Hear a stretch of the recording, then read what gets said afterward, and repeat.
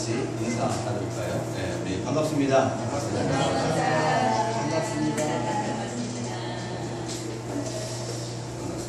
예, 어떻습니까, 여러분? 새로운 공간에서 하나님께서 예배하게 하신 처소에서 또 새로운 마음으로 우리가 이렇게 만났는데 참 좋은 것 같습니다. 어색하기도 하고 익숙하지 않은 어떤 낯설음도 있고 낯설음과 또 새로운 설레임 여러 가지 등등 단어가 좀 떠오르긴 합니다. 이 공간이 좀 낯설죠, 여러분? 네, 낯설고요. 익숙하지 않은 공간이죠. 그래서 좋은 것도 있고 또 익숙하지 않아서 좀 불편한 것도 있고 무엇보다도 해가 든다는 게 참 좋은 것 같아요. 지금 옆에 이렇게 딱 보니까 창문이 있고 햇볕이 들어오고 그렇기 때문에 다 마음이 좀 따뜻해지는 것 같습니다. 어제도 이제 저녁까지 남아서 준비를 하면서 전도 여기서 준비를 했는데 창이 있고 공기가 통하고 햇볕이 딱 드는 걸 보니까 참 마음이 굉장히 좋았다라는 생각이 듭니다. 물론 덥죠, 여러분. 에어컨 무지하게 틀어놔야 될 것 같다는 생각이 드는데 그래도 참 좋은 환경 가운데 하나님께서 이렇게 이전하게 하신 것에 대해서 참 감사하고 또 기대가 많이 됩니다. 기대가 되시죠? 네. 그 자리가 또 보니까 여러분들이 늘 앉으셨던 장작 아니에요. 지금 보니까 강의용 책상과 또 옆에 있으니까 또 옆에 보시면 저기 책상이 있어요. 저기 보니까 마치 출석을 불러가야 될 것 같아요. 이렇게 출석을 부르고 손을 들고 누가 왔는지 또 이렇게 얼굴 도장 찍어야 될 것 같고 또 저기에 보시면 이제 자리가 있는데 저기는 이제 나머지 공부할 학생들을 위해서 마련해놓은 자리입니다. 그래서 맨 마지막에 가실 때 오늘 설교를 잘 들으셨는지 확인을 하고 혹시 이해를 못하셨더라면 나머지 공부를 저기서 하고 가시길 바랍니다. 마음 무겁죠? 타올링이 약간 생기는데 강대상이 아직까지 안 왔어요. 강대상이 한 24일 날 온다고 했는데 이게 좀 작고 저들이 뭔가 좀 놓기가 불편하긴 하네요. 좀 낮아가지고 제가 너무 떠있죠? 공중부양에 있는 것 같은 그런 약간 느낌이 들기도 하는데 키가 갑자기 늘어나는 갑자기 늘어나는 것 같아요. 저는 왜 이렇게 많이 컸는가 저게 약간 이런 생각이 듭니다. 예. 그래. 제가 이제 말씀을 좀 준비하다가 늘 저희가 사도행전을 항상 이제 공부를 하고 말씀을 나눴는데 오늘 이제 저희가 예배당을 이제 이전했고 또 하나님께서 주시는 말씀이 하나가 생각난 게 바로 출애굽기 말씀이었습니다. 이 출애굽기 말씀을 통해서 하나님께서 어떤 음성을 주시는가 또 어떤 마음을 주시는가 묵상을 많이 하고 또 여러분과 함께 나눠보려고 합니다. 여러분 출애굽기라고 하면 이제 창세기 다음에 두 번째 책입니다. 이 출애굽기는 특별히 이스라엘 백성들의 광야 생활, 특별히 이집트라고 하는 애굽이라고 하는 거대한 제국에서 400년 동안 여러분 종살이 노예로 있었습니다. 그러니까 하나님에 대해서 전혀 이제 인식하지 못하고 하나님이라고 하면 그들에게는 그냥 구전동화에서나 내려오는 어떤 신정도, 자신들의 어떤 조상이 섬겼던 신정도의 어떤 개념을 갖고 있었죠. 근데 하나님께서는 그들을 400년 동안 그렇게 애굽에서 종살이했던 민족을 당신의 독수리 같은 날개 아래 품으셔가지고 그 광야로 인도하십니다. 그래서 홍해를 여시고 없는 기적 같은 일입니다. 우리는 그냥 이집트 왕자 같은 영화에서 보면 야 이런 이야기가 있구나 라고 우리가 전설같이 이야기를 알고 있지만 실제적으로 역사 가운데 일어난 일이죠. 기적입니다. 여러분 400년 동안 여러분 어떤 민족의 종노릇하다가 한꺼번에 200만이나 되는 그 민족 전체가 거기서 해방을 되고 탈출을 하고 했다는 이야기는요 그 역사 전에도 없었고 이후에도 없을 그런 기적 같은 이야기죠. 근데 하나님은 그 하나님에 대한 감각이 없는 그 이스라엘 백성들을 다시 찾아가셔서 그들을 만나주시고 모세라고 하는 한 사람을 세우시고 그들을 출애굽 엑소더스 시킨 거죠. 그 다음에 그들을 어떻게 하시냐면 그 200만이나 되는 이스라엘 백성들에게 함께 하시기를 원하셨다는 거예요. 하나님께서 그들을 만나주시고 다시 친히 찾아가시는 목적은 뭐냐면 임마누엘이에요. 성경 창세기서부터 요한계시록까지 전체를 꿰뚫고 있는 주제 중에 하나가 뭐냐? 임마누엘이에요. 초월하신 하나님, 거룩하신 하나님, 그 하나님이 이 죄인된 인간들에게 찾아오셔서 말씀하시고 교제 나누기를 원하시고 함께 동거하기를 원하시고 하시는 그 이야기 임마누엘 I always with you 너와 내가 너와 항상 함께 있겠다라고 하셨던 그 임마누엘이 바로 이 성경의 주제인데 출애굽기도 마찬가지예요. 그들을 건져내신 다음에 하셨던 건 뭐냐면 내가 너희와 함께하고 싶다라는 거예요. 함께 하려면 공간이 필요해요. 하나님은 영이시기 때문에 공간이 사실 필요가 없지만, 왜냐하면 이 모든 상천하지의 하나님, 이 하늘과 땅도 담을 수 없고 품을 수 없는, 왜냐하면 그분이 모든 것을 손으로 지으셨거든요. 지으신 모든 것이 어떻게 하나님을 담을 수가 있겠습니까? 그렇기 때문에 그분은 공간이라는 개념이 사실 필요 없어요. 그런데 이 인간에게는 뭐가 필요하냐? 공간이 필요한 거예요. 근데 이 공간이 필요한 인간들과 함께 거하시기 위해서 하나님은 뭐를 만들려고 말씀하셨냐면 성막을 지어라 라고 공간을 허락하셨습니다. 그래서 출애굽기에 보면 이제 성막이다 되어 있죠. 그래서 영어 성경 보면 미팅 오브 텐트라고 되어 있어요. 만나는 장소, 회막이라고도 얘기하고 되고 터버너클, 성막이라고도 번역이 되어 있습니다. 다 똑같은 얘기예요. 하나님께서 우리에게 찾아와 주셔서 만나는 그 장소가 바로 성막이고, 나중에 솔로몬과 다윗 때는 성전으로 바뀌는 것입니다.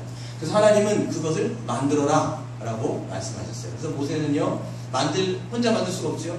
부살렐과 오홀리압이라고 하는 아주 걸출한, 아주 그 재능이 뛰어난 그 사람들의 손을 통해서 뚝딱뚝딱 만들어요. 하나님 보시면요, 모든 수치를 하나하나, 어떤 재료를 써야 되고, 얼마나 크게 해야 되고, 어떤 크기, 어떤 사이즈, 정확하게 설계도까지 다 주시면서 얘기하는 거예요. 이렇게 만들으라는 거예요. 설계도대로 만들면 어떻게 돼요? 준공이 떨어지겠죠. 그러니까 이게 정확하게 수치대로 다 만든 거예요. 설계도가 정확히 했으니까 모세도 그 수치대로 정확하게 만들었습니다. 만든 다음에 이 출애굽기 40장은 어떤 거냐면 준공식이에요. 다 만든 그 성막 위에 누가 오십니까?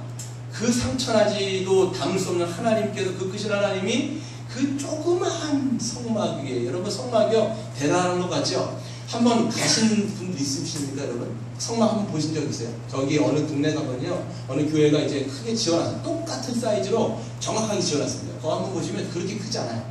여러분 보게 되어지면 이방인들이 신전을 지을 때는요, 엄청 거대하게 짓습니다. 피라미드만 해도요, 너무나 거대한데 하나님이 거하시는 그 성막은요, 그거에 비하면 세 발의 피 너무 작아요. 굉장히 작습니다. 그 작은 성막 안에서도 지성소라고 하는 그 장소에 하나님께서는 거하시기로 작정하시는 것이죠. 그 성막 가운데 준공식을 거행하면서 하나님께서 임재하시죠. 34절 한번 읽어볼까요? 시작. 구름이 회막에 덮이고 여호와의 영광이 성막에 충만하매 모세가 회막에 들어갈 수 없었으니 이는 구름이 회막 위에 덮이고 여호와의 영광이 성막에 충만함이었더라. 아멘. 여러분, 구름이 상징하는 게 뭡니까? 하나님의 임재. 하나님이 그곳 가운데 충만하게 임재한 거예요. 하나님의 여호와의 영광이 충만하게 임재했더니 모세가 거기에 설 수 없을 정도로 하나님의 임재가 꽉 찬 거예요. 여러분 잘 생각해 보세요. 들어가려고 하는데 너무나 구름이 빽빽하게 차니까 그 모세도요 놀라는 거예요. 야, 이거 어떻게 들어가나 하면서 들어갈 수도 없고, 너무나 충만한 그 하나님의 영광이 그들 안에, 그러니까 보게 되어지시면 성막이 이렇게 있고 이스라엘 백성들이 있으면 그곳 가운데 하나님이 충만하게 좌정하셨다라고 성경은 말씀하고 있는 것이죠. 이 정도로 하나님의 임재와 영광이 충만했습니다. 근데 보시면 구약에서는 하나님의 임재와 영광이 어떤 이런 장소, 성막이라든지 성전이라고 하는 그 건물이라든지 그런 공간에 임재하셨다는 거예요. 구약의 이야기입니다. 근데 여러분 신약으로 오게 되어지면 그 더 이상 어떤 성전과 성막이 없지요. 어디로 들어갑니까? 그 하나님의 임재가 누구 안에 들어가 있어요? 바로 예수 그리스도 안에 들어가 있다는 거. 우리 말씀 한번 찾아볼까요? 요한복음 1장 14절을 한번 찾아보겠습니다. 신약성경 140페이지를 보시면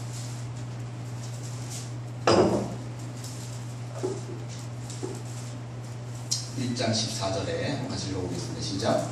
말씀이 육신이 되어 우리 가운데 거하시매 우리가 그의 영광을 보니 아버지의 독생자의 영광이요 은혜와 진리가 충만하더라. 아멘.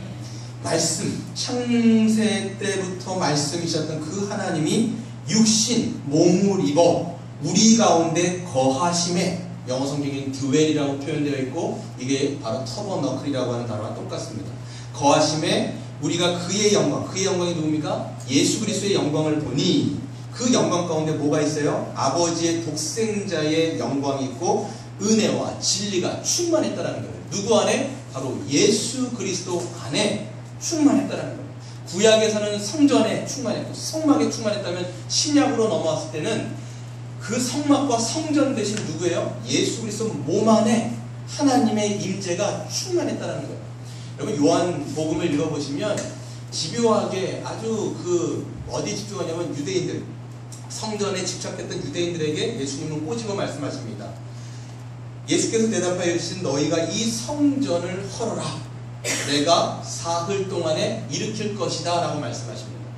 그 얘기하는 거예요. 그들은 성전을 몇 년 동안 지었어요? 46년 동안 지은 거예요. 그런데 예수님께서 말씀하실 때 뭐라고 하냐면 너희가 이 눈에 보이는 이렇게 화려하게 지은 이 헤롯이 지은 성전을 허물어라. 내가 3일 만에 다시 지을 것이다.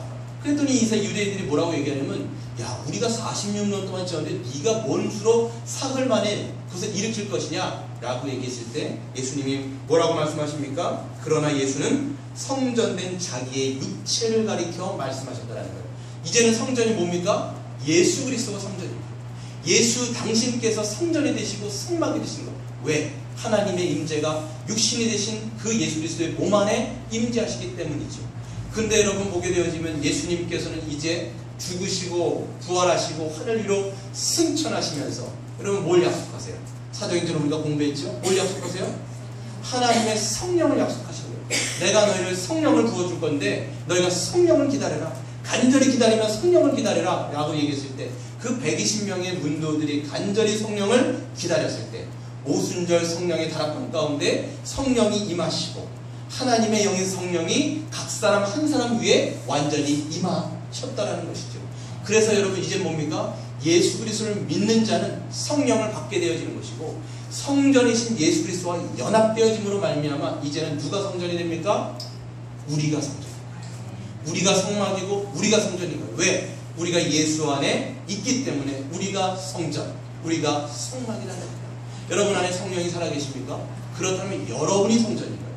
하나님이 여러분과 여러분 안에서 이제는 여러분 안에서 함께 하신다는 것이죠. 이게 여러분 교회인 것입니다. 여러분 이처럼 주님은 우리와 함께 하십니다. 그런데 이제는 하나님 임재하시는 더 이상 눈에 보이는 성전과 성막이 없고 이제는 우리 안에 임하시는데 그럼에도 불구하고 몸을 가진 인간에게는 무엇이 필요한가? 공간이라는 게 필요한 거예요. 우리는 몸을 갖고 있잖아요. 여러분 한번 살을 한번 만져볼까요? 몸을 갖고 있죠. 한번 만져보세요. 이렇게 딱 만져보세요. 이렇게 얼굴이 있고 이렇게 다리가 있고 이렇게 피부가 있고 우리가 몸을 갖고 있기 때문에 오감이라는 게 있어요. 눈으로 보고 만지고 촉감이죠. 귀로 듣고 그 다음에 코로 숨을 쉬고 냄새를 맡고 혀로 이 맛을 느끼는 거예요. 이런 오감을 하나님께서 주신 거예요. 그렇기 때문에 몸을 가진 인간에게 뭐가 중요하냐? 공간이라는 개념은 너무나 중요한 거예요. 왜? 몸은 어디 안에 있어요? 공간 안에 있지요. 여러분도 지금 몸을 갖고 있기 때문에 이런 예배할 수 있는 이 예배당이라고 하는 공간 안에 우리가 있는 거예요. 그러니까 여러분 이 공간은 너무나 중요한 거예요. 공간이 주는 어떤 느낌이라는 게 있죠. 어떤 느낌이 있죠? 어디 가보면 따뜻한 느낌이 있고 어디 가면 좀 차가운 느낌이 있기도 하고 낯설은 느낌, 익숙한 느낌, 아늑한 분위기, 또 고즈넉한 분위기 뭐 이런 등등등의 여러 가지 공간이 주는 느낌이 있다는 거예요. 그럼 어떤 성전, 성전이 아니라 뭡니까? 잘 지어놓은 성당 같은 데 가보셨습니까? 굉장히 마음이 평안해지는 것을 느낄 때가 있어요. 또 우리가 잘 지어놓은 예배당, 웅장하게 지어놓거나 아주 아늑하게 지어놓은 그런 예배당 같은 데를 우리가 앉아보거나 그런 예배당 같은 데 있어보면요 마음이 평안해집니다. 또 여러분 카페 같은 데 요즘에 카페가 굉장히 많잖아요. 이런 카페 저런 카페 여기만 나가봐도요 카페가 굉장히 많습니다. 그런 카페 같은 데 잘 지어놓은 아늑한 분위기의 카페에 들어가서 앉아서 차 한 잔을 딱 마시면 어떤 느낌이 드세요? 빨리 나가야 되겠다 이런 느낌이십니까? 아니면 이제 그 커피와 한잔하는 그런 공간이 주는 굉장히 아늑한 분위기가 있다는 것이죠. 그 정도로 여러분 공간은요 우리에게 중요한 곳이라는 거예요. 물론 여기가 성전이 아니지만 여기는 예배당이지만 이 공간이 주는 분위기가 굉장히 중요한 것이죠. 그렇기 때문에 여러분 우리가 이곳에 처음 왔을 때 어떤 느낌이 드셨어요? 처음 정리가 안 돼 있고 여러분 좀 어지러워 있었을 때 여러분 어떤 느낌이 드셨어요? 낯설다, 어수선하다, 좀 지저분하다 등등등의 여러분 느낌이 들었단 말이에요. 그때 어떤 생각이 드셨어요? 아, 정말 여기서 예배할 수 있을까? 여기서 함께 우리가 공간 안에서 신앙생활을 같이 할 수 있을까? 아, 이렇게 어수선한 분위기에서 우리가 어떻게 할 수 있을까? 약간 이런 느낌이 들었다는 거죠. 그래서 어떻게 했습니까? 여러분, 우리가 막 짐도 옮기고, 우리 장로님, 집사님들 함께도 우리 권사님들 또 많은 성도들이 와가지고 뚝딱뚝딱 망치질도 하고, 대패질도 하고, 톱질도 하고, 또 청소도 하고, 또 닦기도 하고, 쓸기도 하고, 여러 가지 등등등 우리가 막 하면서 우리가 생활하기에 편한, 또 우리가 하나님을 예배하기에 적합한 장소, 적합한 공간으로 우리가 만들어갔다는 거죠. 그러니까 여러분의 손때가 묻고, 저도 여기서 이제 보면 이제 장로님하고 집사님하고 이거 막 뚝딱뚝딱 하시면서 한 거예요. 또 저는 또 기술이 없으니까 뭐 하겠어요. 나중에 여기 있는 얼룩 같은 거 닦고 막 그랬거든요. 하다 보니까 저도 막 이렇게 손때가 묻으니까 이 공간이 저에게 점점 익숙해지더라는 거죠. 여러분이 손에 묻히고 또 여러 가지 만져보고 눈에 계속 하다 보면요, 이 공간이 익숙해지는 거죠. 그리고 이 공간이 주는 편안함과 아늑함이 있어요. 이 공간은요, 어떤 공간이냐? 하나님을 예배하는 공간이기도 하지만 가장 중요하죠. 하나님을 예배하는 공간이에요. 여기가 가장 중요해요. 기도하고 말씀 보고, 또한 어떤 공간이에요? 우리가 서로 교제하는, 함께 식사도 하고 함께 차도 마시고 담소도 나누고 서로 아이들과 놀기도 하고, 그 다음에 또 청소도 하고 설거지도 하고, 이러면서 사람의 냄새가 물씬 풍기는 공간이 되어져 가는 것이죠.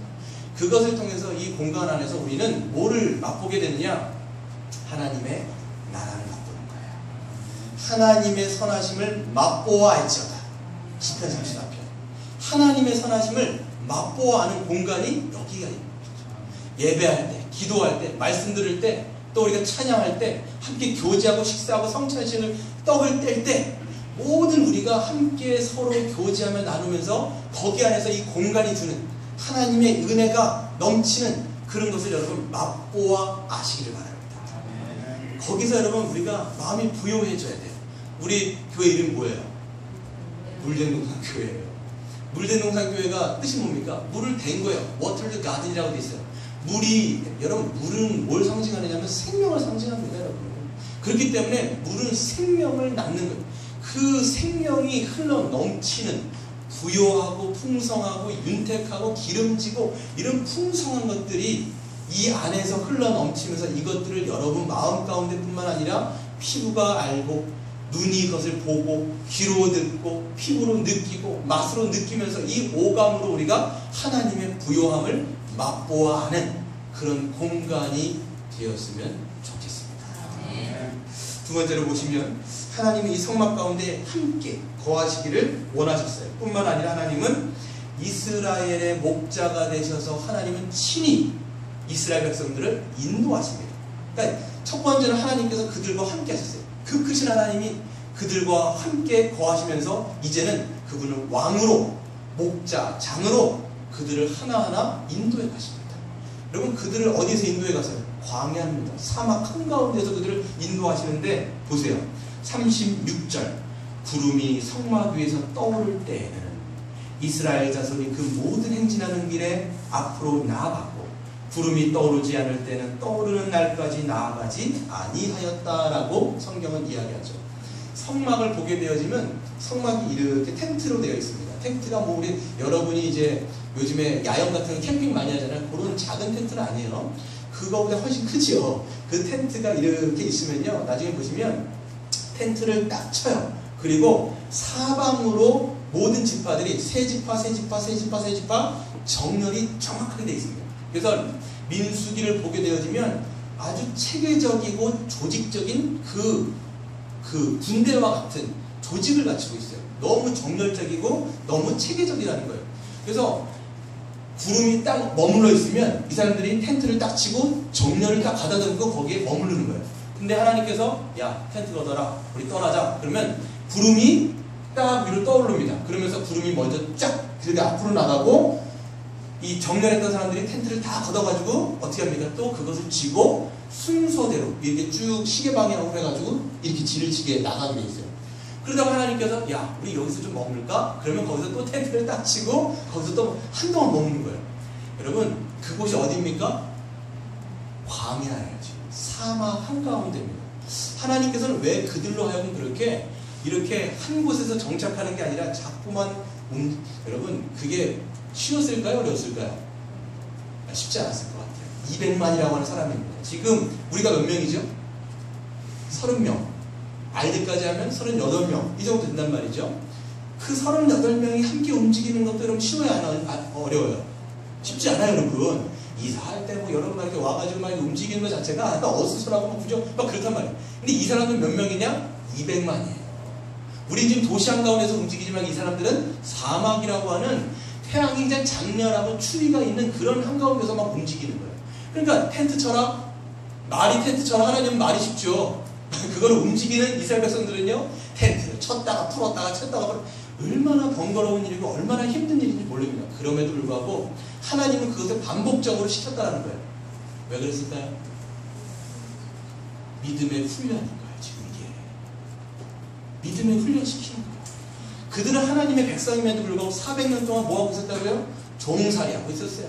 그들에게 하나님은 그냥 구전에서 내려왔던 죽어있는 신 정도, 조상이 섬겼던 신 정도였는데 그들을 하나님께서 만나주시고 산의 역사진 하나님께서 이제는 그들을 친히 움직여 나가시는 거예요. 나는 살아있는 하나님이다 보여주는 거예요. 그래서 그들로 하여금 하나님의 이 편팔과 강한 손으로 움직여 나가시는 거예요. 하나님이 대장 되시고 하나님이 목자장 되셔가지고 친히 움직여 나가시고 그들로 하여금 믿음으로 하나님을 신뢰하며 따라갈 수 있도록 움직일 수 있도록 주님을 주목할 수 있도록 훈련하는 작업이 바로 이 광야 생활이었다는 거예요. 그래서 이거를 하고 있는 것이죠. 여러분 왜 하필 광야냐? 저는 이 광야만큼 하나님의 믿음의 훈련에 가장 적합한 장소는 아무데도 없다는 최적의 장소가 광야예요. 왜냐? 사막은 어떤 공간이에요? 아무것도 없는 공간입니다. 풀도 없고 초목도 간신히 있고 물이 없어요. 물이 없어요. 마실 물이 없어요. 또 먹을 음식이 없습니다. 허허 벌판이. 여러분 광야 한번 가보셨습니까? 나는 광야를 한번 가봤다. 광야에 가본 학생 있습니까? 광야에 하면 저도 광야를 가본 적이 없는 것 같아요. 네, 광야를 가본 적이 없어요. 그러니까 저도 광야를 가본 적이 없으니까 약간 느낌을 뭐 우리 책으로 봐서 알지 못하지만 뜨거운 태양, 장렬한 태양 가운데 낮에는 40도, 밤에는 영하 막 떨어지는 추위이기 때문에 사막에서는요 그 열사병으로 죽는 것보다 추위에 얼어 죽는 그 숫자가 더 빈번하다고 얘기합니다. 그 정도로 일교차가 굉장히 큰 거예요. 거기 안에서 여러분 생존이요. 광야에서는요 뭐가 제일 중요하냐? 살아남는 게 중요한 거예요. 서바이벌이 목적인 거예요. 살아남는 게 중요해요. 근데 이 이스라엘 백성들이 아무것도 의지할 게 없으니까 누구를 보게 돼요? 하나님을 보게 되는 거예요. 하나님의 손길을 놓치면요 죽느냐 사느냐 죽는 거예요.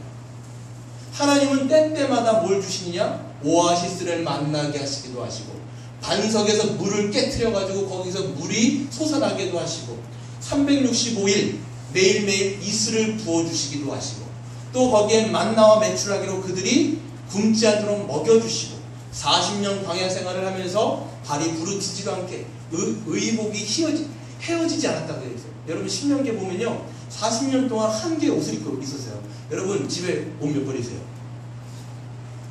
많죠? 우리가 그래도요 옷을 없는 사람들 꽤 몇 번은 된단 말이에요. 그게 여러분 찢어져서 옷을 사신 거예요? 아니면 내가 패션 때문에 옷을 사신 거예요?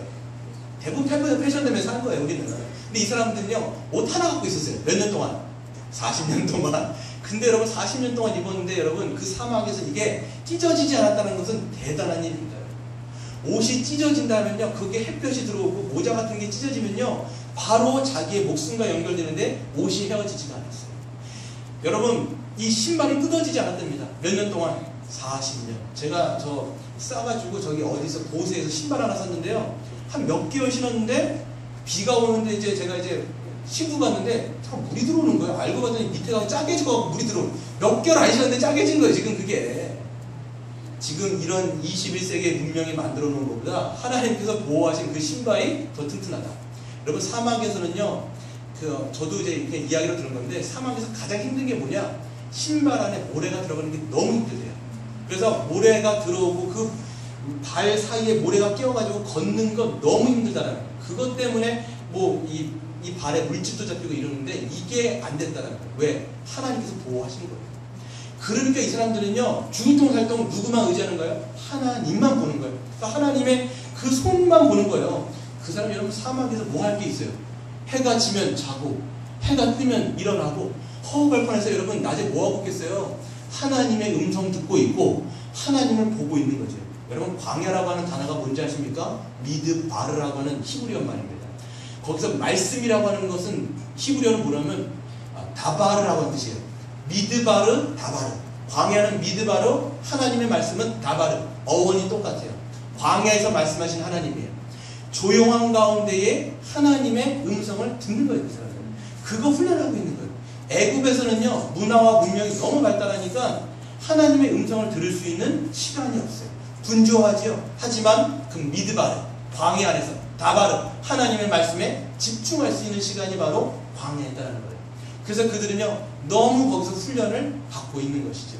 그것을 통해서 하나님께서 공급하신 은혜, 하나님께서 주시는 이슬, 하나님께서 주시는 말씀, 하나님께서 주시는 그 모든 생명수, 은혜의 강수, 생명의 강수, 말씀의 강수 가운데 그들은 빠져 있었다는 거죠. 우리도 마찬가지입니다. 지금 우리는요, 산을 오르는 게 아니에요. 산을 오른다는 것은 목적이 뭐예요? 정상에 오르는 게 산을 올라가는 사람의 목적이에요. 근데 우리는요, 산을 오르는 게 아니라 뭡니까? 광야를 통과하고 있는 거예요. 광야를 통과할 때 목적은 뭐가 될까요? 살아남는 거예요. 사람들은요, 인생을요, 산에 오르는 걸로 자꾸만 생각합니다. 그런데 산에 오르는 걸로 생각하면 사람들이 정상에 올라야 된다는 그런 부담감이 있어요. 근데 40대, 50대, 60대, 여러분, 우리가 시간이 지나가면 인생을 산에 오르는 게 아니라 광야 같은 인생이라고 생각하게 돼요. 왜요? 인생 자체가 힘든 것이고, 인생 자체에서 뭐가 목적이에요? 그냥 살아남는 게 목적이죠. 우리 교회도 마찬가지입니다. 광야를 통과하는 거예요. 광야를 통과하려면 뭐가 필요해요? 아무것도 없는 곳 가운데 하나님의 도우심과 손길이 필요한 거죠. 저는 이곳 가운데 옮기신 이유와 목적이 있다고 생각합니다. 하나님의 손길에 주목하라는 거예요. 하나님의 음성에 주목하라는 거예요. 그 손길을 보고 움직이라는 거예요. 하나님께서 끊임없이 우리로 하여금 움직이게 하세요. 이 사람들 생활을 보세요. 농경 생활이 아닙니다. 어떤 생활이에요? 유목 생활이에요. 농경 생활의 삶의 라이프 스타일은 뭐냐면 정착 문화입니다. 하지만 유목 생활의 문화 방식은 뭐예요? 이동 방식이라는 거예요. 끊임없이 움직이는 거예요. 40년 동안요, 그들로 하여금 한 자리에 멈추지 않는다는 거예요. 끊임없이 여기서 저기로, 여기서 저기로 계속적으로 움직이게 하는 하나님의 손길을 보게 되는 것이죠. 하나님은 왜 자꾸만 움직이게 하셨을까요? 왜 유목 생활을 하게 하셨을까요? 왜 그랬을 거라고 생각하십니까? 왜 그랬을까요? 예? 예. 왜 움직이라고 생각했을까요? 왜 끊임없이 자꾸만 움직이라고 했을까요? 훈련, 그렇죠. 훈련이죠. 자, 네, 그렇죠. 훈련입니다. 훈련. 믿음의 훈련이기도 하고, 또 하나 안에 정착되어졌을 때, 여러분 보게 되어지면 문화도 그렇고 물도 그렇고 고이면 어떻게 돼요? 부패하고 썩는 겁니다. 정치도 마찬가지고 권력도 마찬가지고 조직도 마찬가지고 고이면 썩고 움직이지 않고 고착되어지고 정착되어지면 상하게 돼 있고 부패하게 돼 있고 썩게 돼 있어요. 마찬가지입니다. 그렇기 때문에 그들의 생각과 그들의 사고방식이 고착되지 않도록 하나님께서는 계속 움직이라고 하는 거예요. 한 자리에 있으면 어떻게 될까요? 쌓아놓게 되는 거예요. 야, 우리가 여기가 우리 집인가 보다. 여기가 우리가 있을 공간인가 보다. 끊임없이 쌓아서 거기 안에서 안착하고 안정을 누리려고 하는 게 인간의 본성이에요. 그렇잖아요. 인상 사람들, 저도 마찬가지고 여러분도 마찬가지고 우리의 본성은 뭐냐면 한 공간 안에서 우리가 정착해가지고 안정을 누리는 게 이 인간 문명의 본질이라는 거예요. 그 사람들은요 거기에서 계속 쌓아놓고 있죠. 그러다 보니까 어떻게 돼요? 고이게 되고 썩는 겁니다. 하나님은 그걸 원하지 않습니다. 성경을 보게 되어지면 끊임없이 아브라함도 뭐라고 말씀하세요? 가만히 있는 아브라함을요 부르심으로써 나그네를 만들어 버려요. 너는 네가 있는 그 아비의 집을 떠나 내가 지시할 땅으로 가라 말씀하시는 거예요. 여러분 그렇기 때문에 교회는 어떤 곳이냐? 흩어져 있는 나그네 된 백성이라고 베드로 사도가 이야기하는 거예요. 끊임없이 움직이는 거예요. 끊임없이 이동하는 겁니다. 그렇다고 여러분 이사 잠깐만 가자는 얘기는 아니에요. 안심하십시오. 저도 이사 한번 해봤더니 힘들어요. 이사가 힘든 거구나 이런 생각이. 그러니까 자꾸 이사 안 갑니다. 저도. 그냥 걱정하지 마십시오. 근데 중요한 게 뭐냐? 우리의 생각이 고정되면 안 돼요. 우리의 어떤 신앙이 고착화되어지고 그게 그냥 굳어지면 안 된다는 거예요. 이 굳어지는 것을 하나님께서 방지하기 위해서 끊임없이 움직이라는 거예요. 생각이, 마음이 하나님의 생각과 하나님의 마음으로 자꾸만 물처럼 흘러가야 돼요. 여러분 종교와 신앙이 다른 게 뭔지 아십니까? 종교는 고착화되어 있는 게 종교예요. 형식만 남아있는 게 종교입니다. 신앙은 뭡니까? 하나님의 생각을 따라서 자꾸만 흘러가야 돼요. 이게 교회예요. 우리가 여러분 이전하지 않는다고 하더라도 끊임없이 뭐가 바뀌어야 돼요? 생각이 하나님의 생각으로 하나님의 기준으로 자꾸만 바뀌고 변화되어야 돼요. 그게 여러분 개혁되어지는 교회입니다. 그래야 상하지 않고 부패하지 않고 썩지 않습니다. 여러분 종교가 썩으면요 냄새가 더 나게 돼 있어요. 교회가 상하면요 더 냄새가 나요. 그러니까 여러분 하나님은 끊임없이 우리를 하여금 움직이게 하신 거라는 거죠. 저는 이번 이 말씀을 보면서 하나님께서 우리에게 왜 이런 낯선 공간을 허락하시고 이전하게 하셨는가 라고 전 좀 묵상을 했습니다. 어떤 생각으로 하나님께서는 우리에게 이렇게 움직이게 하셨는가? 제가 말씀드린 것처럼 우리의 고착되어 있는 생각이 있다면 그것을 깨기 위함이시고 우리의 어떤 고착되어 있는 마음들이 있다면 그것들을 부수기 위함이라는 거예요. 여러분 중요한 게 아까 말씀드린 것처럼 우리는 몸을 가진 인간입니다. 그렇기 때문에 낯선 공간에 가게 되어지면 여러분 낯선 데 가면 어떠세요? 긴장해요. 긴장하면서 때로는 그 두려움도 때로는 염려도 있고 이게 긴장하기 때문에 영적으로 이것이 각성되는 효과가 있습니다. 여러분 영적으로 좀 각성되셨습니까? 마음이 새로워지셨어요? 그러니까 여러분 이 익숙하지 않은 공간에 가게 되어지면 이 익숙하지 않은 것 때문에 우리가 영적으로 새로워지는 리프레시 되어지는 그런 것들이 우리가 새로운 공간이 주어지는 효과라는 거죠. 하나님 그걸 기대하셨을 수 있어요. 우리 안에 있는 어떤 정적인 생각들 고정되어 있는 그 생각들이 흘러가도록 새로운 공간을 허락하실 수도 있고 또 뭡니까? 새로운 곳에 오면 어떤 마음이 들어요? 네? 기대가 있어요. 네. 설렘이 있죠. 설렘은 여러분 아이스크림 이름이 아니에요. 여러분. 설렘이 있어요. 딱 오게 되어지면 이 새로움이 주는 설렘. 야 하나님께서 우리로 하여금 어떤 일들을 행하실까? 또 우리 교회를 통해서 어떻게 하나님께서 이루어 가실까? 저는 그 기대가 되는 거예요. 그러니까 제 마음도 제가 금요 예배 때 이렇게 나눴던 이야기인데 반반인 거예요. 하나는 좀 두려움이 있어요. 낯선 곳에 왔고 또 여러분도 여기 이동거리가 좀 멀어지신 게 있기 때문에 낯선 공간이 주는 어떤 염려와 두려움이 있는 반면에 좀 기대가 있는 거예요. 하나님께서 또 우리를 어떻게 인도하시고 어떻게 우리를 먹여주시고 어떻게 또 이렇게 행하게 하실까? 이런 기대가 우리 안에 동시에 자리 잡는 거죠. 하지만 이것을 통해서 우리의 마음이 새로워지고 우리가 정말 새롭게 하나님을 기대하는 우리 교회가 되기를 바랍니다. 마지막 한 가지 말씀을 하고 마치도록 하겠습니다.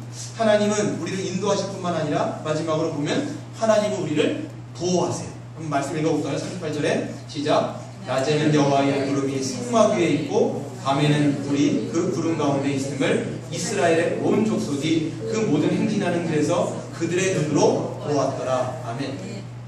하나님은 구름기둥으로 불기둥으로 보호하신 거예요. 구름기둥이라고 하는 건 뭐냐? 여러분 장렬한 태양입니다. 40도가 넘는 그런 날씨예요. 그러니까 그늘이 없으면요 아주 그냥 머리가 탑니다. 이거예요. 이거 그냥 머리가 막 벗겨지는 거예요. 여러분들 가운데 여러분 뜨거운 태양 받으려고 익으신 분 별로 없으신 것 같네요. 좀 뽑혀야 이게 좀 사막에서 사셨구나 이렇게 생각하는데 이게 보면 뜨거운 태양 가운데 이게 하나하나 빠지는 거예요. 그럼에도 불구하고 이 사람들 가운데는 하나님이 그늘 되어 주셨어요. 그래서 그늘 가운데 쉬게 하시고 여러분 뜨거울 때 여러분 그늘 같은 데가 얼마나 시원합니다. 그늘 같은 데 쉬게 하시고 또 어떻게 하셨냐? 그늘 가운데서도 행진하게 하셨어요. 그리고 밤에는요 그 추위의 가운데 하나님께서 불기둥으로 여러분 기둥이요 이렇게 있어가지고 그 불로 쫙 쬐는 거예요. 그래서 그들이 얹어있는 것 가운데 뜨거운 열로서 그들은 히터 역할을 하셨다는 거예요. 그럼 거기서 보호하시는 모습을 보게 되는 것이죠. 그러니까 여러분 보게 되어지면 암탉이 자기의 새끼를 그 날개 아래 품는 것처럼 하나님은 그들을 친히 인도하시는 거죠. 인도할 뿐만 아니라 보호하시는 거예요. 하나님은요, 우리 교회도 마찬가지입니다. 이전하게 하셨을 뿐만 아니라 분명히 우리를 책임지시는 하나님이세요. 다윗이 이렇게 고백하지요. 여호와는 너를 지키시는 이시라. 여호와께서 내 오른쪽에서 내 그늘이 되시나니 낮에 해가 너를 상하게 하지 못하며 밤의 달도 너를 해치지 아니하리로다 라고 말씀하세요. 내 하나님이 내 오른편에서 너의 그늘이 되신다라고 얘기했는데 성경에서 보게 되어지면 좀 달라요. 앞은 성경에서 보면 이게 동쪽입니다. 앞은 동쪽이에요. 뒤편은 서쪽이에요. 그리고 이 왼쪽이 북쪽이고 이 오른쪽이 남쪽이라는 거예요. 성경은 그렇게 돼 있어요. 그래서 내 오른편에서 그늘 되신다는 게 뭐냐면, 여러분 잘 생각해 보시면 상상을 한번 해보세요. 사막 한가운데를 걸을 때 어디에서 태양이 정남쪽에서 우리 머리 위에 제일 쪘을 때가 언제예요? 정오예요. 그때가 가장 태양이 강렬한 시간입니다. 근데 네 오른쪽에서, 즉 너의 정남쪽에서 하나님께서 뭐가 되신다는 거예요? 그늘막이 되신다. 얼마나 시원하겠습니까? 하나님께서는 우리를 인도하실 뿐만 아니라 우리의 그늘막이 되시고 우리의 방패가 되시고 우리의 피난처가 되셔서 우리를 보호하시고 인도하시는 것이죠. 그렇게 우리는 하나님께서 우리에게 주신 이 공간 안에서 하나님을 예배하고 하나님의 선하심을 맛보고 하나님의 인도하심을 기대하고 또 우리가 하나님의 보호하심 가운데 감사하는 저와 여러분 되시기를 주의 이름으로 축원드립니다. 시간 한번 같이